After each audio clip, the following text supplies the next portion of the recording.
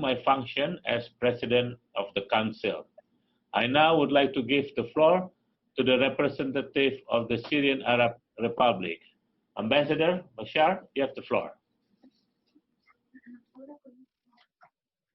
Thank you, Mr. President. Do you hear me? Yes, loud and clear. Continue.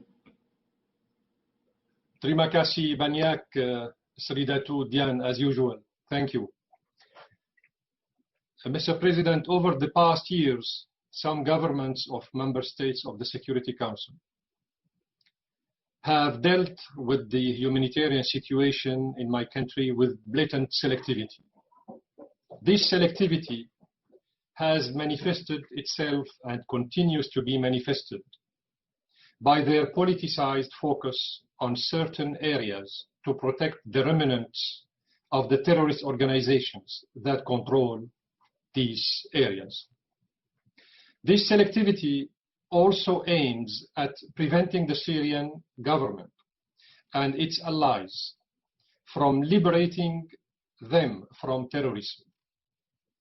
At the same time, those governments deliberately overlooked the catastrophic humanitarian conditions experienced by the Syrians in other areas occupied by the American and Turkish forces, and the crimes of their tools and proxies, separatist militias and terrorist organizations operating in the northeast and northwest. I will be focusing in my statement today on the areas that were called in the deliberations of this council as areas located in northeastern Syria and which have been dubbed by the US administration as to areas east of the Euphrates. This is how the Americans called this area, the east of the Euphrates, to avoid mentioning that this area is part of Syria. The suffering of these areas has not been limited to the affliction resulting from the criminal practices of the terrorist organization ISIS, nor as a result of the crimes of the illegal international coalition that wreaked havoc and devastation in the region, paved the way for the occupation and looting of Syria's resources, such as oil, gas, antiquities, agricultural crops, and others. Rather, the suffering of the Syrian people in these areas was exacerbated in quantity and quality as a result of the crimes of the American and Turkish occupation. Today, and for over 20 days now, more than 1 million Syrian civilians, Mr. Assistant Secretary General, not 465,000. We are talking about the population of the city of Al-Hasaka, but also of over 200 small towns and villages in the surrounding of the city of Hasaka. So we are talking about 1 million civilians, needing drinking water in the governorate of Al-Hasaka.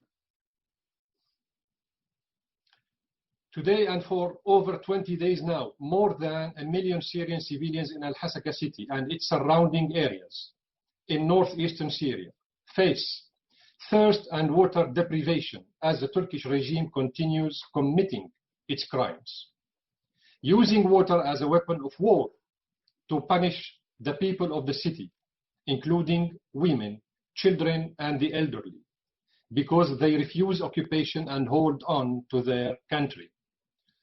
These 1 million Syrians living in Al-Hasaka have been loyal to their government from the beginning of the crisis, and this is why the Turkish regime is punishing these 1 million civilians by depriving them from drinking water.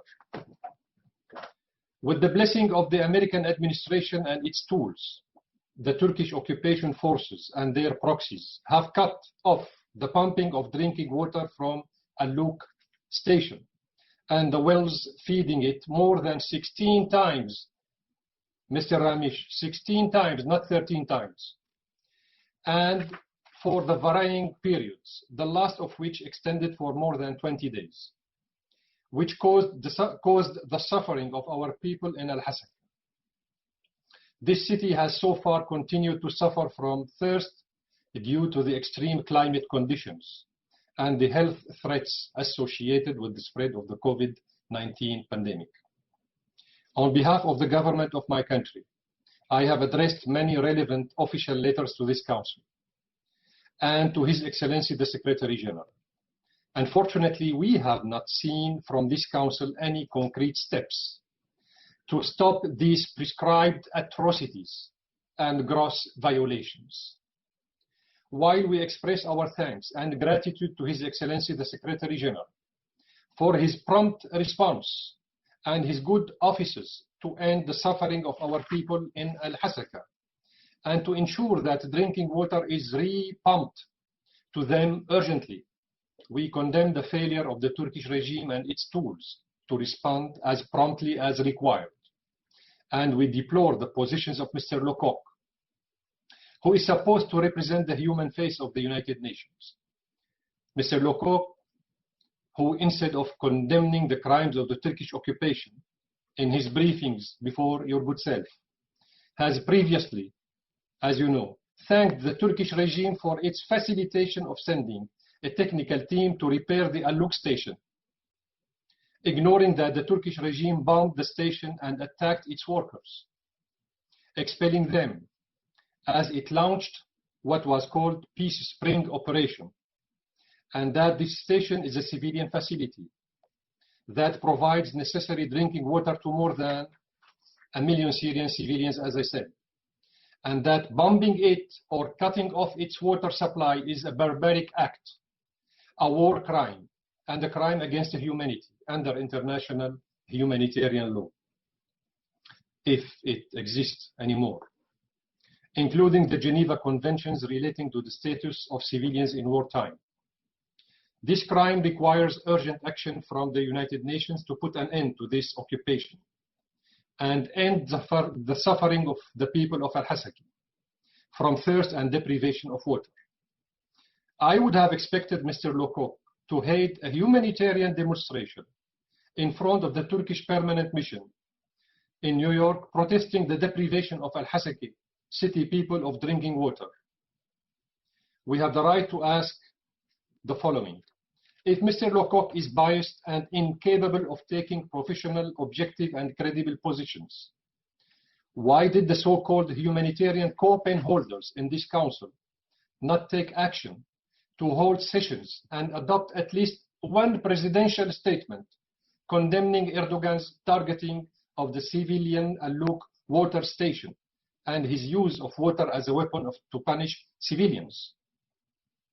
These self-proclaimed co-pen holders and those behind them are clearly loyal to the NATO and its aggressive policies that show zero respect for international law, the late international law, the United Nations Charter, the Martyr Charter, and the human rights. Such disrespect has been demonstrated on an ongoing basis, as no voices were raised when the attacks of the American occupation forces caused severe damage to the Euphrates and Ba'ath dams, energy and water plants, and the famous suspension bridge in Deir Zor, when they bombed the position of our army, if you remember, in the mountain of Al-Tharda near Deir Zor, to allow Daesh to take over. And the famous suspension bridge in Deir Zor, in addition to other civilian facilities. Also, their voices were not raised when, on March 27, 2017, the illegitimate coalition air force targeted a vehicle carrying a team of technicians who supervise the Euphrates Dam, the main dam in Syria, and volunteers from the Syrian Red Crescent, when they were trying to reach the dam to repair the damage caused by the US bombing and prevent its collapse. This sinful attack led to the death of Firas al-Hussein, a Syrian citizen who was a humanitarian volunteer in the Syrian Red Crescent, while the rest of the team were injured. None of my Western colleagues in this council at the time, nor any other time, I don't have the time to enumerate them now, uttered a single word about the American Air Force targeting humanitarian workers and the main dam of Syria, the dam of the Euphrates. 2 days ago, the international coalition acknowledged its responsibility for killing 1,377 civilians. I repeat, 1,377 civilians during its hostilities, considering them as collateral damage. Of course, the numbers exceed this number exponentially, but the matter will pass unnoticed as long as Germany and Belgium are the two entrusted humanitarian co-pen holders in this council. Therefore, international law has become like the gentle lamb, whose care is entrusted to a herd of wolves. Today, Mr. President, Erdogan commits these crimes in joint complicity to implement the Western project based on targeting and destroying civil and service structures and the institutions of the Syrian state. And then they shed crocodile tears on the humanitarian situation of the Syrian population, Syrian people, as you have heard. If you think our words do not show the reality on the ground, we challenge you to prove the opposite and take steps to hold the countries that occupy part of my country accountable for their crimes against Syria and the region in general. It started in Iraq, if you remember, 2003. And we never rested after that. Mr. President, the Syrian state and the Syrian humanitarian organizations have honorably assumed their responsibilities in the face of the Turkish regime's crime of cutting off drinking water to the residents of Al-Hasaki. Drinking water has been provided to our people there as much as possible, but the needs exceed all expectations, and the capabilities due to the Turkish and American occupation of the northern and eastern areas of Syria. Syria warns of the continuation of recurrence of this disaster and demands OCHA and the European Union countries and leaders to wake up from their irresponsible slumber and show respect for the moral and legal foundations on which this international organization was based in 1945, 75 years ago. We are going next month to celebrate the 75th anniversary of the Organization of the United Nations Foundation. Mr. President, in continuation of the policies of some governments hostile to my country, on August 24, 2020, terrorist organizations detonated the gas pipeline feeding the Syrian electric power stations, causing the occurrence of a general blackout all over Syria. This terrorist attack, perpetrated by the terrorist groups supported by the American troops in Al-Tanf occupied area, is merely a link in the chain of economic terrorism that has become the dominant title of the current phase. This economic terrorism is practiced by some governments of the member states of this organization vis-à-vis my country by imposing unilateral coercive measures, including the so-called Caesar Act, and the crimes that these governments commit directly or through their tools of separatist militias and terrorist organizations to plunder oil, gas, antiquities, wheat and agricultural crops, and destroy civilian facilities and infrastructure. Why? To put the Syrian government on its knees. All of these crimes aim to suffocate the Syrian citizen and deprive him of his basic needs of food, medicine, gas, and electricity, obstructing the reconstruction process, preventing the return of the displaced, and exerting more pressure on the Syrian government to make political concessions, especially since this terrorist bombing coincided with the commencement of the third round of the Constitutional Committee in Geneva. I would like to draw your Council's attention to a study published a few days ago by the Cannes New American Security Center, funded by the US government. Funded by the US government.